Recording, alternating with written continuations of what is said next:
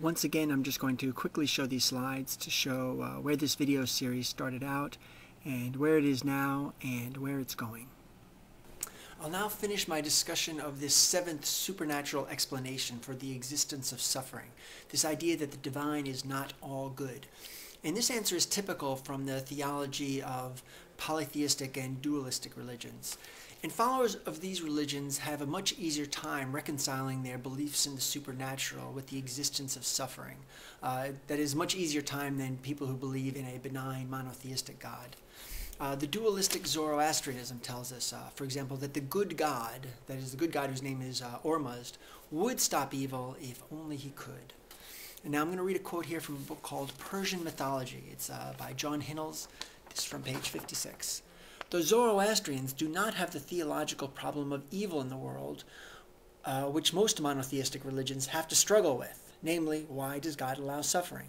The Zoroastrian answer is, he does not. All that is horrible in man and the world, both physical and moral evil, is the work of the evil God, Ahriman. Evil is a fact which God, that is the good God, Ormuzd, cannot at present control, but one day he will be victorious. History is the scene of the battle between the two forces.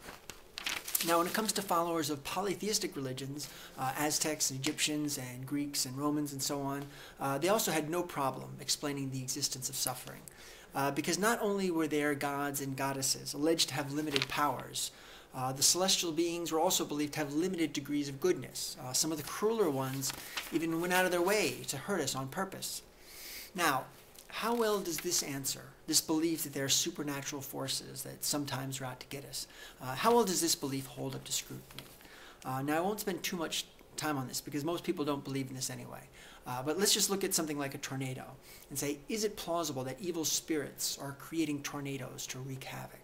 Because when we look at tornadoes, we can see they form because of specific physical circumstances.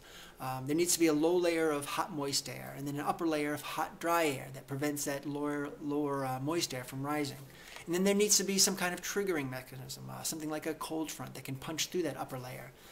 And because of this, it's no surprise tornadoes are most likely to form in very predictable areas. And that's why there's an area in the central and southern United States called Tornado Alley.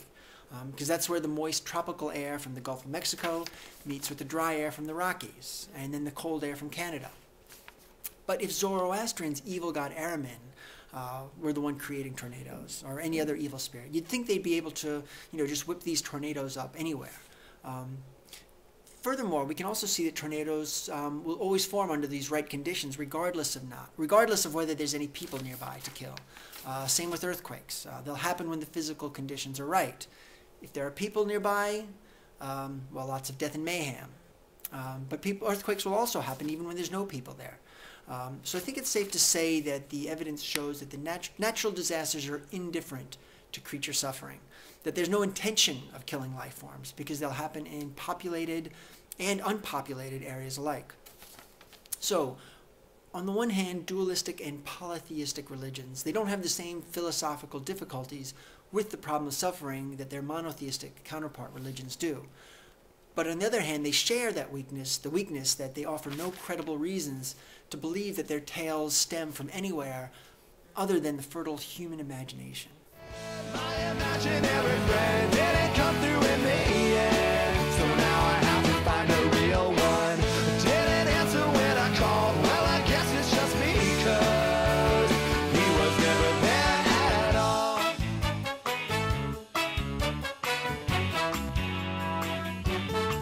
I can't believe it, now that I'm looking back, why didn't I see it? Well, I guess I didn't even ask why you